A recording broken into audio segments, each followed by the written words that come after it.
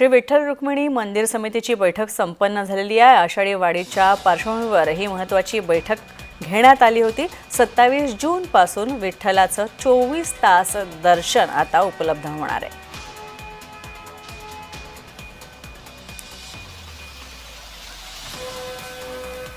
आपण पाहतोय आषाढी वारीच्या पार्श्वभूमीवर आता श्री विठ्ठल रुक्मिणी मंदिर समितीची विशेष बैठक आयोजित करण्यात आली होती आणि वारीच्या दृष्टीने विशेष मुद्द्यांवर चर्चा या बैठकीत पार पडली।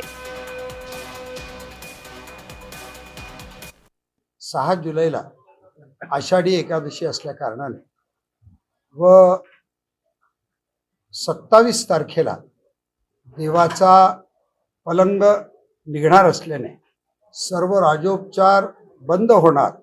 त्या निमित्ताने मंदिरे समितीची आज सविस्तर बैठक संपन्न झाली। याच्यामध्ये वारकऱ्याच्या दर्शनाला आपण प्रथमतः प्राधान्य दिलेलं आहे।